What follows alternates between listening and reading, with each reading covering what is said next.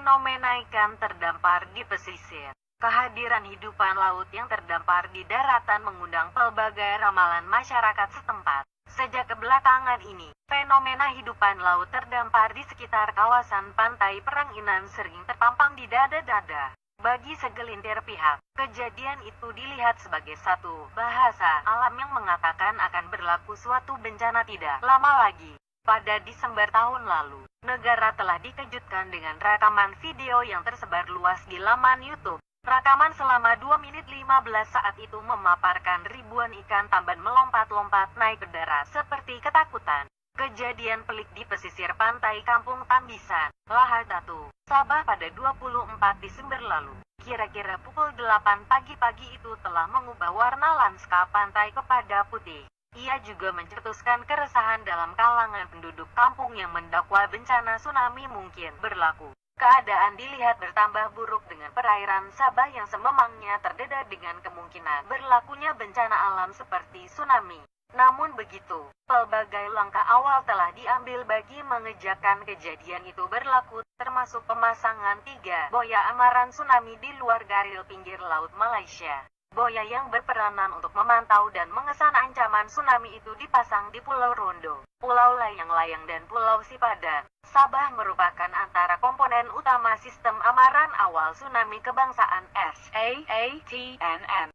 Sistem amaran yang dipasang kerajaan sebagai sistem amaran awal berikutan tragedi tsunami pada 26 Desember 2004 di Lautan Hindi yang melibatkan negara-negara seperti Malaysia, Indonesia, Thailand, Myanmar, Maldives, Somalia, India dan Sri Lanka. Itu bertujuan memberi maklumat kepada pihak berkuasa meteorologi tentang gempa bumi yang berlaku di wilayah berhampiran Malaysia. Menafikan. Bagaimanapun, Jabatan Meteorologi Sabah menafikan dakwaan sesetengah pihak kononnya fenomena pelik di pantai Kampung Tambisan, Lahadatu itu sebagai petanda tsunami bakal berlaku.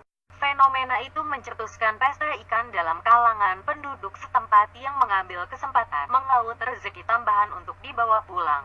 Difahamkan ikan tamban amat populer dalam kalangan penduduk sekitar dan nelayan. Terdapat juga sebahagian besar ikan tersebut dijual di sekitar daerah tersebut pada harga antara Rp3 hingga Rp15 sekilogram.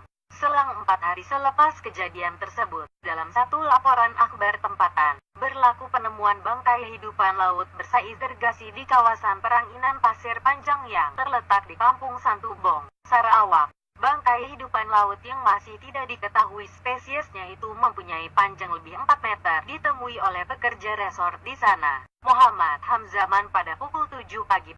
Difahamkan, bangkai hidupan laut itu yang hampir mereput itu telah dipukul ombak kuat ke tepi pantai. Dalam pada itu, baru-baru ini juga digemparkan dengan penemuan seekor anak ikan paus yang masih hidup yang mempunyai panjang kira-kira 12 meter terdampar di pantai Kampung Kuala Tatau, Bintulu, Sarawak. Kehadiran ikan paus yang dipercayai jenis paus sirip itu disadari oleh penduduk yang tinggal berdekatan pantai berkenaan. Apa yang menyedihkan, ketika mamalia ini ditemui orang awam, beberapa bagian kulitnya didapati menggelembung akibat terdedah dengan sinaran matahari dan terdapat kesan luka di badannya. Petanda, Pengarah Institut Aqua Kultur Tropika, Universiti Malaysia Terengganu, Profesor Emeritus Dr. Muhammad Azmi Ambak menolak dakwaan fenomena ikan terdampar di pantai yang berlaku baru-baru ini sebagai satu petanda berlakunya bencana alam. Kejadian pelik ini berlaku akibat pemakanan tanpa hak organisme dalam air, plankton,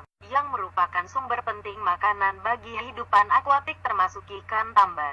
Pengambilan tanpa had itu memberikan kesan toksin dalam organ hidupan laut tersebut semasa proses penapisan makanan. Ini secara tidak langsung telah mengganggu diri ikan tersebut dan menyebabkan mereka naik ke darat. Jelasnya ketika dihubungi Infinity baru-baru ini. Mengulas lanjut, Muhammad Azmi berkata, air pasang besar atau alunan ombak memberi kesan terhadap haiwan tersebut.